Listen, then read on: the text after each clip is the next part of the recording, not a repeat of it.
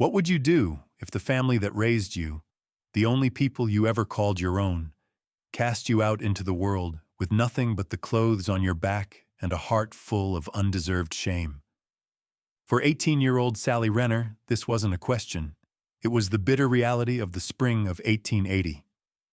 Thrown out and disowned, she used the last of her meager savings to buy a condemned farmhouse for $3, a place so broken and reviled that the county clerk laughed as he took her money. But what happened next would prove that the most dismissed things in this world often hold the most profound secrets. The truth sealed inside that crumbling stone chimney would not only rewrite Sally's own history, but it would also stun the very community that had written her off as a fool.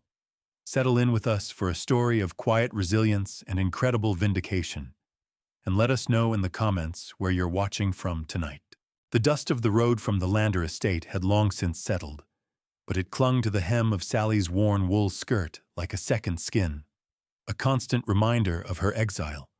It had been 3 days since Silas Lander, the man she had been raised to call her brother, had stood on the grand porch of the house she'd once considered home and pointed toward the road. His father, the formidable patriarch who had taken Sally in as a foundling infant, was only a week in the grave. With his passing, any claim she had to a place at their table had evaporated. "You were charity, Sally," Silas had said, his voice cold and final. "Charity has its limits." He had pressed $3 and a small handful of copper cents into her palm. Payment, he'd called it, for 18 years of service. It was not an inheritance. It was a severance. She had taken the coins without a word, her face a still mask that betrayed none of the shattering betrayal she felt inside. She packed a small satchel with her only other dress, a brush, and a tattered book of verse her adoptive mother had given her before she passed years ago. Then she had walked away, never once looking back. She walked for 2 days, sleeping in barns and rationing a small loaf of bread bought in a town where no one knew her name. She was heading toward the unorganized territories, a place where a person could disappear and start again. But her feet, acting on some instinct she didn't understand, had led her here, to the county seat of Providence Creek.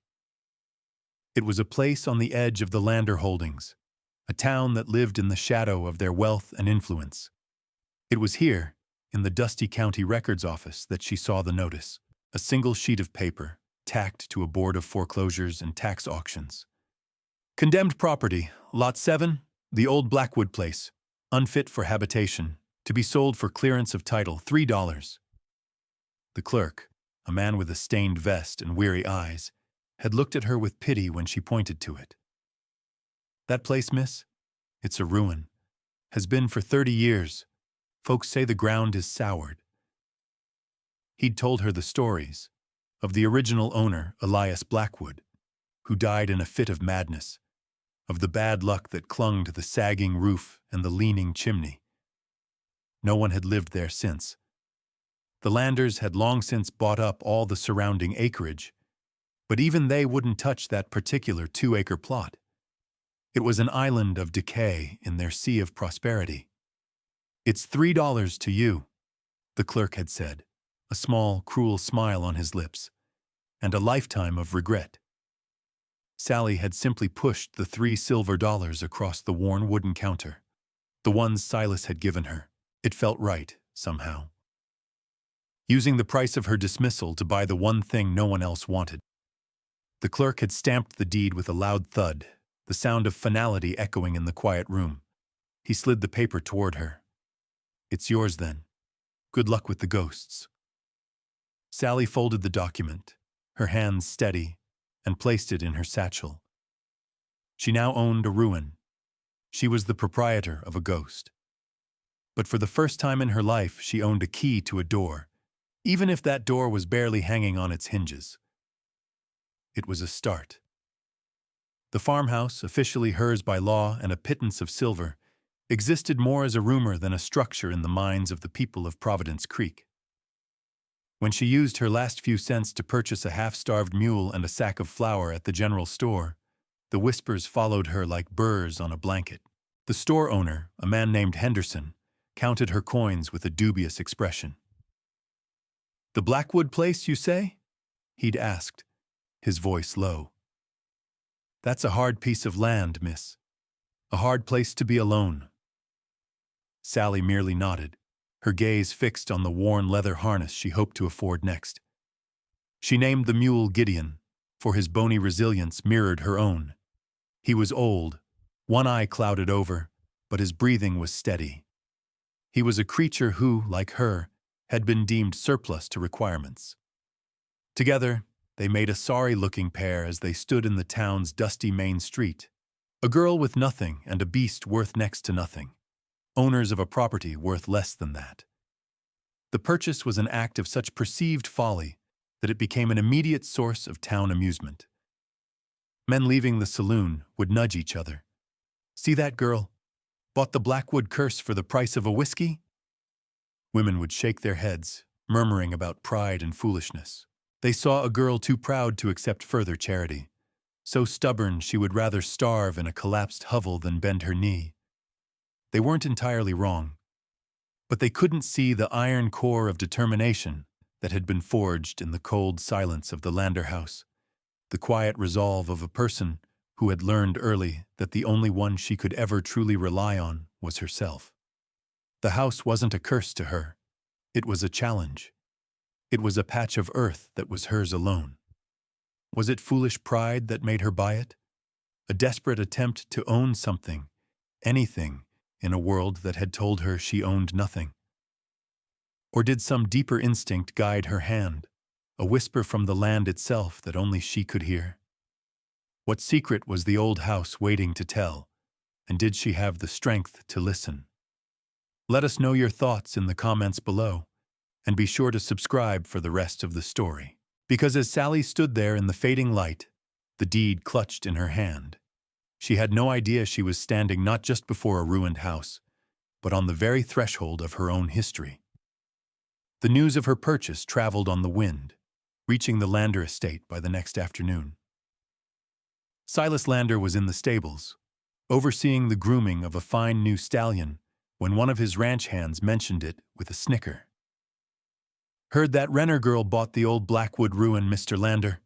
Paid $3 whole for it." Silas stopped, a leather polishing cloth in his hand. He turned slowly, a look of utter contempt on his face. He let out a short, sharp laugh that was devoid of any humor. $3? For that pile of rot? The girl has no sense. I gave her that money to get clear of this county, not to plant herself on its ugliest sore." He tossed the cloth aside and strode out of the stable, his boots kicking up dust. He saw it as a personal affront, a pathetic attempt to cling to the edges of his world. That evening, he rode into Providence Creek and made a point of stopping at the saloon. He bought a round for the house, his voice booming through the smoky room. "To Sally Renner," he toasted, raising his glass. "The new queen of the Blackwood bog. May her reign be long and her roof leak free." The room erupted in laughter, and Silas drank deeply, the ridicule of Sally a balm to his own insecure pride. He was the master now, and her foolishness only served to underscore his own importance. He was sure she would last a month, maybe 2, before the winter broke her spirit, and she came crawling back, begging for a place in the scullery. The thought pleased him immensely. A few days later, as Sally was loading her meager supplies onto Gideon's back, a figure detached itself from the shadows of the livery stable. It was a woman, ancient and frail, her face a roadmap of wrinkles. Her name was Elspeth, a recluse who lived in a small cabin by the creek and was regarded by the townsfolk as half-mad. She rarely came into town, and when she did, she spoke to no one. But now she walked directly toward Sally, her eyes, pale and startlingly clear, fixed on Sally's face. She stopped a few feet away, her presence creating a small circle of silence around them. People watched from a distance, curious. Elspeth raised a trembling, bird-like hand, and pointed not at Sally, but in the direction of the farm. Her voice, when it came, was a dry rustle, like leaves skittering across stone. "They think the branches are all that matter," she whispered, her gaze unwavering. "But the house knows. Some roots run deeper than the plow can reach." And then, just as suddenly as she had appeared, she turned and shuffled away, disappearing back into the alleyway from which she'd emerged. The crowd of onlookers let out a collective breath, shaking their heads at the old woman's strange pronouncements. Sally stood frozen for a moment, the cryptic words hanging in the air. The house knows. It made no sense. Yet the phrase echoed in her mind, not as a warning, but as something else. Something that felt strangely like a promise. She tightened the last strap on Gideon's pack, gave the old mule a gentle pat on the neck, and turned her back on the town. She had been mocked, and she had been given a riddle. Now it was time to go home. The journey to the Blackwood place was only 5 miles, but it felt like crossing a continent. The road, little more than 2 wagon ruts, dwindled into a faint track that wound through the tall prairie grass. The prosperous, well-tended fields of the Lander estate gave way to untamed wilderness. Here, the land was different. It felt older, wilder. Hawks circled high overhead, their cries sharp and lonely. Gideon plodded along, his pace slow but steady, the rhythm of his hooves a comforting percussion in the vast silence. Sally walked beside him, one hand resting on his flank. The sun was warm on her shoulders, and for the first time since leaving the Landers, a sliver of peace settled in her heart. This was her journey. No one had sent her on it. No one was waiting at its end. The path and the destination were hers alone. As the afternoon began to wane, she saw it. The house stood on a low rise, silhouetted against a sky streaked with amber and violet. From a distance, it looked less like a building and more like a skeleton. The roofline sagged in the middle, a broken spine. One wall leaned at a precarious angle, and the chimney, tall and built of dark, heavy stone, seemed to be the only thing holding that side of the house upright. The land around it was a chaotic tangle of overgrown lilacs, thorny brush, and weeds as tall as a man. The clerk hadn't been exaggerating. It was a ruin. A wave of despair, cold and sharp, washed over her. What had she done? Silas was right. The town was right. This was folly. She had traded her last dollars for a pile of decaying timber and soured earth. Gideon seemed to feel her hesitation, stopping beside her and letting out a low, rumbling sigh. His warm breath ghosted against her arm. She looked at the old mule, at his one good eye watching her patiently, and her resolve hardened. She had come this far. She would not turn back now. She led Gideon not to the front of the house, with its gaping doorway that looked like a screaming mouth, but around to the lee side, where a crumbling stone wall offered some protection from the wind. The air grew cooler as the sun dipped below the horizon. The house groaned, a long, low sound of settling wood and shifting stone. It sounded like a creature in pain. Sally decided not to enter that night. It felt wrong, like intruding on a deathbed. Instead, she built a small fire from fallen branches, the flames pushing back the encroaching darkness. She shared a piece of her bread with Gideon and sat with her back against the stone wall, her knees drawn up to her chest.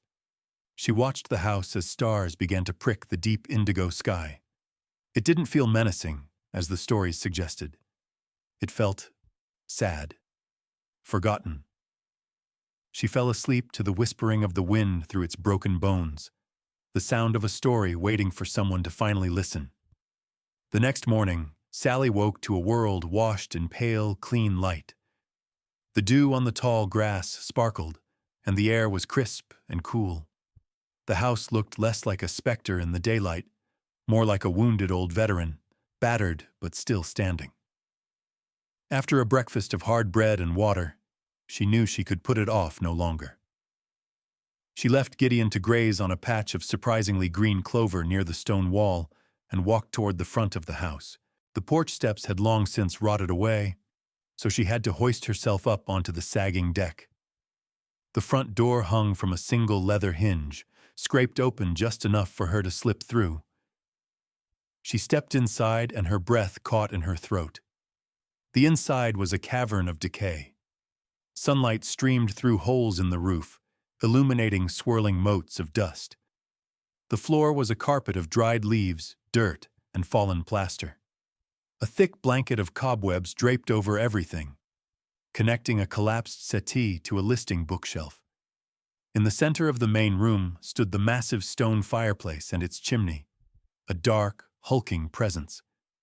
It was the heart of the house, a pillar of stone that rose through the ceiling to the sky. It seemed to be the only thing of substance left. She spent the first hours just clearing a space. Using a broken floorboard as a makeshift broom, she swept a corner of the room clean, piling the debris near the door. The work was hard, and the dust made her cough. But with every sweep, she felt as though she were not just cleaning a floor, but clearing a space for herself in the world. It was as she was working near the great hearth that she first noticed it. Among the rough, dark field stones that made up the chimney breast, about waist high, was a single stone that was different. It was smoother, a shade lighter, and cut into a nearly perfect rectangle. The mortar surrounding it was finer, a lighter gray than the crumbling mix that held the other stones in place. It was a detail so subtle that anyone giving the room a cursory glance would have missed it. It was an anomaly, a single note of precision in a symphony of chaos. She ran her fingers over it. The surface was cool and oddly slick, unlike the gritty texture of its neighbors. She pushed on it gently, but it was solid, firm. She dismissed it as a quirk of the original builder, a moment of artistry in an otherwise rustic construction. Her focus was on survival, on making a single corner of this ruin livable before nightfall. She turned away from the chimney and went back to her work, but the image of that single, perfect stone remained lodged in the back of her mind, a quiet question mark in the heart of the house. Gideon, whom she had led to the doorway for company, lowered his head and stared intently at that same spot on the chimney, his ears swiveling forward. He let out a low snort and refused to step any further into the room, his animal instinct sensing something his new master had only just begun to perceive. Days turned into a week, and Sally's life fell into a rhythm dictated by sunlight and labor. The house was slowly, painstakingly, beginning to yield to her efforts. She used salvaged planks from a collapsed shed to patch the worst of the holes in the floor. She found an old bucket, rusted but intact, and used it to haul water from a nearby creek. With mud, straw, and her own 2 hands, she began to chink the gaps in the walls, sealing the house against the persistent prairie wind. Every muscle in her body ached, and her hands, once soft, were now calloused and raw. But with each repaired board and each patched wall, the house felt less like a ruin and more like a possibility. Her constant companion in this solitary work was Gideon. The old mule would stand for hours in the doorway, watching her with his one good eye, occasionally offering a soft nicker of encouragement. He was her audience, her confidant, her silent partner in this reclamation project.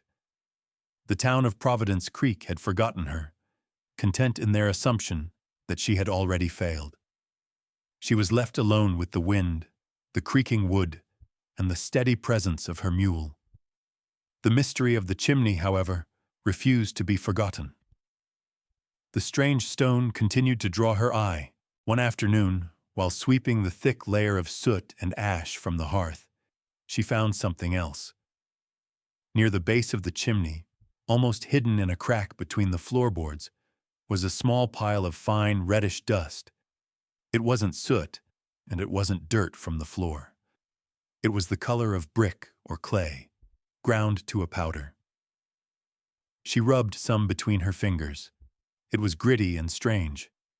It seemed to have trickled from the chimney itself, from somewhere near that one peculiar stone. That evening, a chill set in, and she decided to risk a fire. She gathered dry wood and carefully laid it in the great hearth. When she lit the kindling, the flames caught quickly, but the smoke did not rise. Instead, it billowed back into the room in a thick, acrid cloud, making her eyes water and her throat burn. It was as if the flue was completely blocked. She quickly smothered the flames, coughing in the smoky air. The chimney was impassable. It was more than just old. Something was deliberately obstructing it. She remembered the reddish dust. She remembered the perfectly cut stone. She thought of Elspeth's words. Some roots run deeper than the plow can reach. Her hands, which had spent days learning the texture of wood, plaster, and stone, now sought out the anomalous block again. She pressed against it, tracing its edges. This time, her calloused fingertips registered something they hadn't before. A faint, almost imperceptible seam along the bottom edge. It wasn't just a different stone, it was a door. Her labor had been an investigation, her hands learning a truth her mind was only now beginning to accept. The house had been speaking to her all along, not in whispers of wind, but in the language of stone and dust and smoke. The next day she knew what she had to do. The feeling was no longer just curiosity. It was a deep, unshakable conviction. The heart of the house held a secret, and it had chosen her to uncover it. She found a rusty pry bar in the debris of the collapsed barn, its weight solid and purposeful in her hand. She also grabbed a hammer. Standing before the chimney breast, she felt a moment's hesitation. This felt like a violation, an act of violence against the one thing that had offered her shelter. But then she looked at the smoke stains blackening the mantel from her failed fire, and she knew it was also an act of necessity. The house couldn't breathe. She had to clear its throat. She wedged the tip of the pry bar into the fine seam at the bottom of the rectangular stone. She pushed. Nothing. She put her shoulder into it, her muscles straining. The stone held fast, set in place by decades of silence. Taking the hammer, she began to tap gently around the edges of the stone, the sharp tink, tink, tink echoing in the quiet room. She was not trying to break it, but to loosen the mortar's ancient grip. She worked for over an hour, her movements patient and precise. Finally, she felt a slight shift, a grating sound of stone on stone. She inserted the pry bar again and pulled. This time, the stone moved, scraping backward into a dark, unknown space. It came free with a low groan, heavier than she expected. She carefully set it on the floor. Behind it was a dark, square cavity, just as she had suspected. The air that drifted out was cool and smelled of damp earth and rust. Kneeling, she peered into the blackness. She couldn't see anything. She reached a tentative hand inside, her fingers brushing against something cold, rough, and metallic. Her heart hammered against her ribs. She gripped the object and pulled. It was heavy, far heavier than a loose stone or a piece of debris. With a final grunt of effort, she dragged it out into the light. It was an iron strongbox about the size of a loaf of bread, bound with thick straps and secured with a large, rusted padlock. It was sealed. For a moment, she just stared at it, the sheer, impossible reality of it. Then, with renewed determination, she went to work on the lock. It took the rest of the afternoon, hammering and prying, but at last, with a screech of tortured metal, the hasp broke. With trembling hands, she lifted the heavy lid. Inside, resting on a bed of what had once been crimson velvet, were stacks of gold coins. Eagle $50, gleaming dully in the dim light. A fortune. But as her eyes adjusted, she saw something else tucked beneath the gold. A folio, bound in dark, oiled leather. She lifted it out. It was a will, the paper thick and a bit brittle, the ink faded but still perfectly legible. It was the last will and testament of Elias Blackwood, dated 1848. Her eyes scanned the elegant script. He left his entire property, the 200 acres of land, the farmhouse and all its holdings, to his beloved and only child, Annalise Blackwood, and to her legitimate heirs in perpetuity. Tucked inside the will was a small, sealed letter. Her fingers shook as she broke the wax. The letter, from Annalise herself, spoke of her secret marriage to a traveling blacksmith named Thomas Renner and the birth of their son, Jacob. Jacob Renner was Sally's father. The Landers, the will clarified in a bitter addendum by Elias, were merely hired overseers. A final desperate letter from Annalise detailed how, after her father's death, the Landers had driven her and her husband away with threats, seizing the farm and forging documents to claim it as their own. Sally sank back on her heels, the papers clutched in her hand. She was not Sally Renner, the orphan. She was Sally Blackwood Renner, the rightful heir. This was not a stranger's ruin. This was her home. That night, a storm rolled in from the west. It was not a gentle spring rain, but a furious, violent squall. The sky turned a bruised purple-black, and the wind howled like a hungry wolf, lightning spiderwebbed across the clouds, followed by claps of thunder so loud the floorboards vibrated.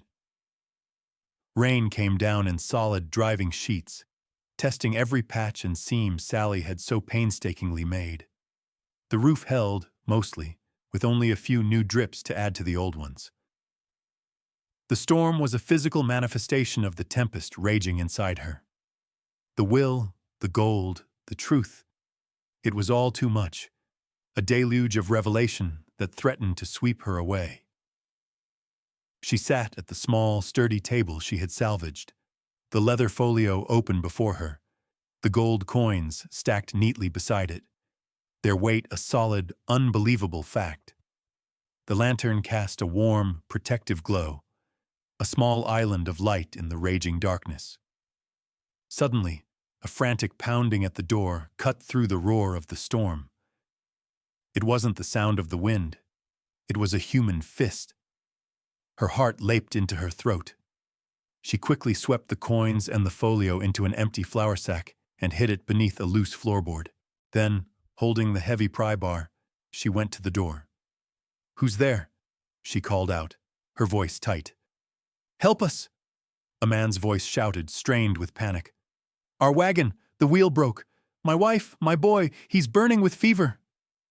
Sally hesitated for only a second. She unbarred the door and pulled it open. A man stood there, soaked to the skin, his face pale with fear. Behind him, a canvas-topped wagon stood tilted at a dangerous angle, one of its rear wheels shattered. A woman was huddled inside, trying to shield a small, shivering child. "Bring them in," Sally said, her voice steady. The man, whose name was Miller, carried his son inside while his wife followed, her face a mask of worry. The boy was small, no more than 6 or 7, and his skin was hot to the touch. He was delirious, muttering nonsense. While Mrs. Miller tried to comfort the boy, Sally moved with a newfound purpose. She stoked the fire, this time in a small, contained corner of the hearth, where the smoke would draw better. She put a kettle of water on to boil. She tore a strip from her only other dress to make a cool compress for the boy's forehead. She had little in the way of medicine, but she had a warm, dry space. She had shelter. Mr. Miller watched her, his expression a mixture of gratitude and astonishment. "We were told this place was abandoned. Cursed," he said, his voice trembling slightly. "It seems we were misinformed." Sally simply nodded, wringing out the cloth. "It's just a house," she said quietly. "It needs tending is all." For the rest of the night, she helped the Millers care for their son, a quiet, competent presence in the storm. She was no longer just the proprietor of a ruin. She was its steward. And in her first act as the lady of the house, she had not barred the door against the world, but opened it. It was a choice. a commitment to the person she now knew she was meant to be. By morning, the storm had passed, leaving the world scrubbed clean and glistening. The little boy's fever had broken, and he was sleeping peacefully, his breathing even and calm. Mrs. Miller sat by his side, her hand resting on his chest, her eyes filled with a gratitude so profound it needed no words. Mr. Miller, a carpenter by trade, was already outside, assessing the damage to his wagon. He returned as Sally was sharing what little bread she had with them. "The axle is cracked clean through," he announced grimly. "It'll take a day or two to fix if I can find the right wood." He looked at Sally, his gaze direct and sincere. "Miss, we are in your debt. My name is Arthur Miller. We're on our way to the county seat. Is there anything at all we can do to repay your kindness?" An idea, bold and clear, formed in Sally's mind. She had been wondering how to proceed, who to trust. The local clerk had laughed at her. Silas Lander owned the town's sympathies, but this man, a stranger she had sheltered, felt like Providence. "There is something," she said. "I have some legal papers. I need to see a lawyer, an honest one." Arthur Miller's face lit up. "Then you must see Mr. Abernathy. He's the most respected man in the county. I'll take you to him myself as soon as the wagon is mended." 2 days later, Sally and Arthur Miller walked into the quiet, book-lined office of Elias Abernathy, attorney at law. He was an older man with kind, discerning eyes and a calming presence. He listened patiently as Sally, in her simple, direct way, told him her story. She didn't speak of being cast out or of the town's mockery. She simply stated the facts. She had purchased the property, and she had found something in the chimney. She then laid the leather folio on his desk, along with Elias Blackwood's will and Annalise's letters. Mr. Abernathy adjusted his spectacles and began to read. A deep silence filled the room, broken only by the ticking of a grandfather clock in the corner. He read every word, his expression unreadable. He held the will up to the light, examining the paper and the unbroken wax seal of Elias Blackwood. He tapped the ledger where the Landers were listed as paid overseers. Finally, he set the documents down, folded his hands on his desk, and looked at Sally. A slow, gentle smile spread across his face. "Miss Renner," he said, his voice resonating with quiet authority, "this is not just a will. This is a restoration of title. These documents are impeccably preserved and legally binding. The Lander family's claim, based on what this suggests was a fraudulent filing after Mr. Blackwood's death, is void." He paused, letting the weight of his words sink in. "You are the sole legal owner of the original 200-acre Blackwood estate." The news spread through Providence Creek and the surrounding county like a prairie fire. Mr. Abernathy filed the claim. The Landers were served a notice of eviction from lands they had considered theirs for a generation. Their empire, built on a lie, crumbled overnight. Silas Lander, stripped of his stolen prestige, was seen in town, his face pale and drawn. He was humbled, his arrogance replaced by a shocked silence. The townspeople who had once laughed at Sally now spoke her name in hushed, reverent tones. The story of her quiet labor, the discovery in the chimney, and her kindness to the Miller family during the storm became a local legend. She was no longer the foolish orphan. She was the lost heir, returned to claim her birthright not with vengeance, but with quiet, unshakable dignity. The following autumn painted the prairie in shades of gold and russet. The Blackwood farmhouse stood strong and whole on its low rise, no longer a skeleton, but a home. The roof was sound, the windows glazed, and a thin, steady plume of smoke rose from the great stone chimney, the very chimney that had held its secret for so long. The fields around the house, once choked with weeds, were now cleared and plowed, awaiting a spring planting. Sally had hired a few hands, good men who respected the quiet way she gave her orders. Gideon the mule, fat and content, grazed in a newly fenced pasture. The world had been remade. One crisp afternoon, Mr. Abernathy rode out to the farm. He dismounted and walked with Sally to the edge of the porch, looking out over the land that stretched toward the creek. "The Lander family has accepted the terms," he said gently. "There'll be tenants on the north quarter section. It was generous of you to allow it." He looked at her, his expression curious. "After all they did, you could have cast them out, just as they did to you." Sally didn't look at him. Her gaze was fixed on the horizon, on the way the golden light touched the rolling hills. The land looked peaceful, content. She thought of the gold coins, safely deposited and used to fund this new beginning. She thought of the house, breathing easy at last. She thought of the name Blackwood and the name Renner, and how they had finally come home. "A person doesn't own land, Mr. Abernathy," she said, her voice soft but clear, carrying the quiet moral of her entire journey. "You just borrow it for a while and try to leave it better than you found it." The old lawyer simply nodded, understanding that he was in the presence of not just an heiress, but a true steward. Thank you for joining us on this journey to 1880 Iowa, a story about the quiet strength of forgotten things and the power of a single, determined heart. What the world dismisses often contains the very thing the world most needs, whether it's a condemned old house or a person who refuses to be broken. If you were moved by Sally Renner's story of resilience and restoration, please consider leaving a like and letting us know your favorite part in the comments below. Be sure to subscribe to our channel for more tales of history's hidden heroes and the incredible secrets they uncover. We'll be back next week with the story of a lone prospector and the secret he found not in a river, but in the heart of an old, blind horse. Until then, take care.